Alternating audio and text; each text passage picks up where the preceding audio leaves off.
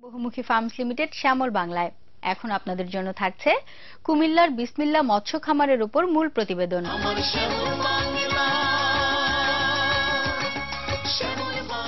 দেশের কিছু সমাজ সচেতন লোক রয়েছেন যারা পড়ালেখা শেষ করে চাকরির আশায় বসে না থেকে নিজের উদ্যোগে পরিচালনা করছেন বিভিন্ন কার্যক্রম। নিজের পাশাপাশি স্বাবলম্বী করে তুলছেন অন্যদেরকেও, আর সেই সাথে পালন করছেন উদ্যোক্তার ভূমিকা। এ সকল ক্ষুদ্র ক্ষুদ্র উদ্যোক্তা শ্রেণীর উৎপাদিত পণ্য জাতীয় উৎপাদনের ক্ষেত্রে বেশ ভূমিকা পালন করে থাকে। তেমনি একজন উদ্যোক্তা হচ্ছেন বিসমিল্লা মৎস্য খামারের প্রতিষ্ঠাতা মোহাম্মদ বসির উদ্দিন। স্বল্প পরিসরে শুরু করলেও বর্তমানে বেশ বড় পরিসরে কার্যক্রম পরিচালনা করছেন তিনি। বসির উদ্দিনের কার্যক্রমের উপর তৈরি করা হয়েছে আমাদের এবারের মূল প্রতিবেদন পর্ব। প্রিয় দর্শক, তাহলে চলুন মূল প্রতিবেদনটি দেখে আসি। নদীমাতৃক দেশ এই বাংলাদেশ, আর এই নদীর সাথে জনজীবনের যে নিবিড় সম্পর্কটি সহজেই প্রতীয়মান তা হল মাছ। নদী থেকে মাছ আহরণ সহ এর সাথে জীবন জীবিকার রয়েছে এক প্রাগৈতিহাসিক বন্ধন। কিন্তু বিগত কয়েক দশক ধরে পররাষ্ট্র নীতিগত জটিলতায়, নদীর নাব্যতা হ্রাস সহ মৎস্য আইন অমান্য করে অপরিকল্পিতভাবে অত্যাধিক হারে মৎস্য আহরণের ফলে বর্তমানে নদীতে মাছের উপস্থিতি অনেকটা শূন্যের কোঠায়। আর সেই গোলা ভরা ধান, গোয়াল ভরা গরু এবং পুকুর ভরা মাছ অনেকটা রূপকথার মতো কালের গহীনে যেন এসব হারিয়ে যেতে বসেছে।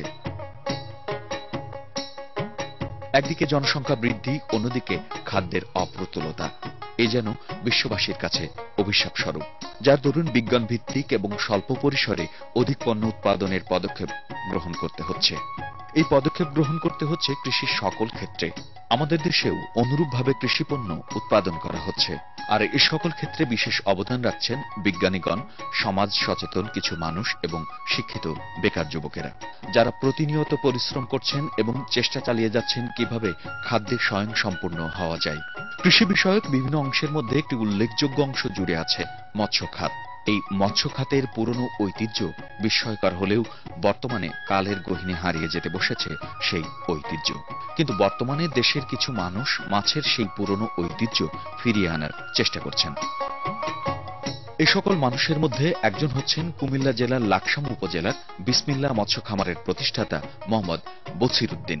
বসির উদ্দিন পড়ালেখা শেষ করে শিক্ষক হিসেবেই স্থানীয় একটি স্কুলে চাকরি শুরু করেন। কিছুদিন চাকরিতে নিজেকে সম্পৃক্ত রাখেন, এরপর চাকরি ছেড়ে 2006 সালে প্রতিষ্ঠা করেন বিসমিল্লা মৎস্য খামার। প্রাথমিক পর্যায়ে 60% একটি পুকুর দিয়ে খামার প্রতিষ্ঠা করেন। এই একটি পুকুরে মাছ চাষ করে লাভবান হওয়ার পরে 2008 সালে ব্যাংক থেকে 5 লক্ষ টাকা ঋণ গ্রহণ করে 3 একর জায়গা লিজ নিয়ে তাতে পুকুর খনন করে সেখানে মাছ চাষ শুরু করেন। 2008 সাল থেকেই খামারের পরিধি বৃদ্ধি করার পরিকল্পনা করেন। সেই পরিকল্পনা অনুসারে ক্রমান্বয়ে বাড়াতে থাকেন খামারের পরিধি, যেখানে বৃদ্ধি পেতে থাকে পুকুরের সংখ্যাও। বর্তমানে বিসমিল্লা মৎস্য খামার শুধু এলাকাতেই নয়, পরিচিতি ছড়িয়ে পড়েছে উপজেলা থেকে জেলা পর্যায়ে। সেই 60% একটি পুকুরের বিসমিল্লা মৎস্য খামার এখন 159 একর জায়গার উপর 42টি পুকুরে বিস্তৃতি লাভ করেছে। আমি 2006 সালে প্রথমেই আমার নিজস্ব একটা 60% পুকুর নিয়ে মাছ চাষ শুরু করি। ওখান থেকে সামান্য কিছু লাভ আসার পরে আমার বাড়ির পাশে 3 একর নিয়ে আমি একটি খামার অর্থাৎ মাছের বেড়ি স্থাপন করি। এখন প্রজেক্টের মূল এরিয়া হলো 159 একর। এলাকার বিভিন্ন পেশাজীবী এবং শ্রমজীবী মানুষের কাছ থেকে জমি লিজ নিয়ে বিসমিল্লা মৎস্য খামার বর্তমান রূপ ধারণ করেছে। এই মৎস্য খামার প্রতিষ্ঠায় বসির উদ্দিনের যেমন সুপরিকল্পনা ছিল, সেই সাথে উৎসাহ জুগিয়েছে এলাকাবাসী, যারা জমি লিজ দিয়ে এবং সকল ধরনের প্রয়োজনীয় সহযোগিতা প্রদান করছে। আমি এবং আমাদের গ্রামবাসী ও পাড়াপ্রতিবেশী সবাই আমরা বাসী সাহেবকে সহযোগিতা করি, যার কারণে মনে করেন ওনার 159 একর সম্পদ ওনার কিন্তু বর্তমানে বেড়িতে আছে। বিসমিল্লা মৎস্য খামারে 42টি পুকুরে বর্তমানে চাষ করা হচ্ছে দেশি বিদেশি বিভিন্ন প্রজাতির মাছ। এসব মাছের মধ্যে রয়েছে রুই, কাতল, মৃগেল, সিলভার কার্প, পাবদা, চিতল, শিং, বাটা, তেলাপিয়া, পাঙ্গাস, কালিবাউস, কই সহ অনেক প্রজাতির মাছ। এসব মাছের উৎপাদন ভালো হওয়াতে এলাকার চাহিদা পূরণের পাশাপাশি বিভিন্ন জেলাতে বিক্রয় করা হচ্ছে।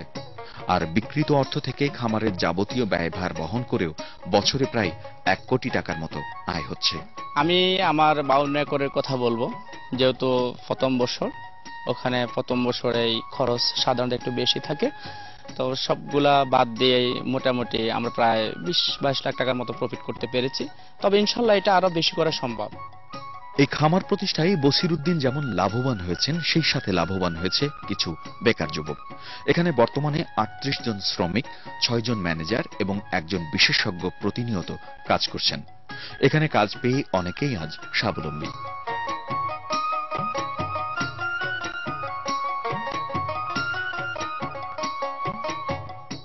আমি বিভিন্ন জায়গায় চাকরি করছি, কিন্তু তার জন্য এখানে আমি বেতন বেশি পাচ্ছি, প্রায় 8,000 টাকা।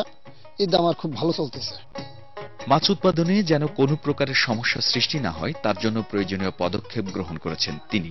শুকনো মৌসুমে পুকুরের পানি শুকিয়ে যাতে উৎপাদন ব্যাহত না হয়, সেজন্য রয়েছে ডিপ টিউবওয়েল, যেখান থেকে প্রয়োজনীয় পানি উত্তোলনের মাধ্যমে মাছ চাষের পানির স্বল্পতা দূর করা হয়ে থাকে। এসব সত্ত্বেও এই এলাকাতে খামার প্রতিষ্ঠায় বেশ কিছু সমস্যা রয়েছে বলে মনে করেন এলাকাবাসী।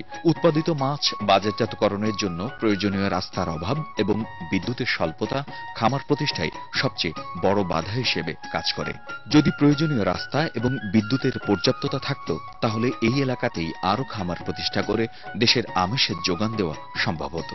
তুবিরগা থেকে বোলাইন হয়ে চাটিতলা মানিকপুর সড়ক, এটা অত্যন্ত নাজুক অবস্থা। এই রাস্তা দিয়েই আমাদেরকে বিভিন্ন জায়গায় মাছ বিক্রির জন্য পাঠাতে হয়। এই রাস্তাটা আমাদের মেরামত করা খুবই দরকার। এর পাশাপাশি বিদ্যুতের কারণে কিন্তু সঠিকভাবে মনে করেন আমরা পানি সেচ করতে পারতেছি না। বিশেষভাবে অনুরোধ করি যাতে করে আমাদের গ্রামে 440 লাইনটা দেওয়া হয়।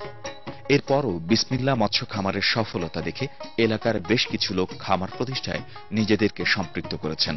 খামার প্রতিষ্ঠা করে অনেকেই আজ স্বাবলম্বী। উনি আমাকে যতটুকু হেল্প করছে বিভিন্ন বুদ্ধি পরামর্শ দিয়ে আজ আমি অনেক দূরে এগিয়ে আসছি। যারা এখনো বেকার আছে, আমি তাদের উদ্দেশ্যে বলবো, আপনারা সবাই এই ব্যবসা আসতে পারেন। এটা লাভজনক এবং হালাল ব্যবসা। এই ব্যবসা দিয়ে আপনার জীবন এবং আপনার পরিবার সবকিছু আপনি সুন্দরভাবে চালাতে পারবেন।